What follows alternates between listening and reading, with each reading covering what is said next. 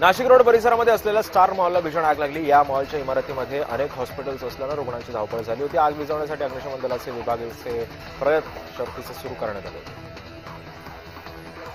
नसरापूर प्रकरणी जिल्हाधिकाऱ्यांनी कुटुंबियांना लेखी आश्वासन दिलं। आरोपीला मृत्यूदंडाची शिक्षा होईल। स्पेशल फास्ट ट्रॅक कोर्ट नेमून कारवाई करणार असल्याचं लेखी पत्र सुद्धा जिल्हाधिकाऱ्यांनी पीडितेच्या कुटुंबाला दिलं।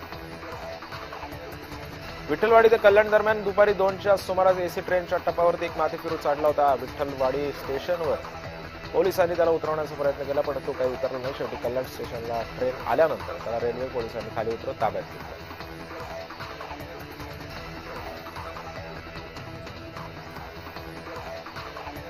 नाशिकमधील काळाराम मंदिरावरती धर्मध्वजारोहण होणार आहे। यासाठी मुख्यमंत्री देवेंद्र फडणवीस, माजी राष्ट्रपती रामनाथ कोविंद यांची विशेष उपस्थिती राहणार आहे।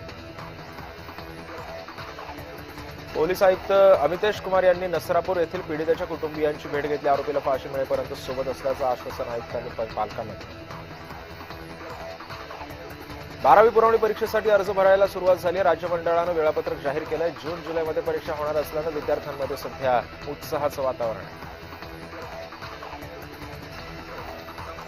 नवले ब्रिज आंदोलनामध्ये आम्हाला पोलिसांनी कुठलाही त्रास झालेला नाही, पोलिसांचं सहकार्य झालं, नसरापूर पीडितेच्या नातेवाईकांनी असं स्पष्ट केलं।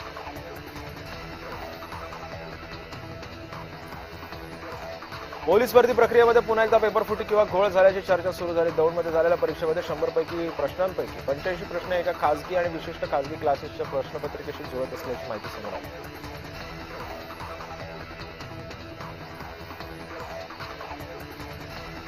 नसरापूर प्रकरणातील आरोपीचं वकीलपत्र घेण्यास वकिलांनी नकार दिलाय। नराधम भीमराव कांबळे विरोधात वकिलांनी ठाम भूमिका घेतली आहे।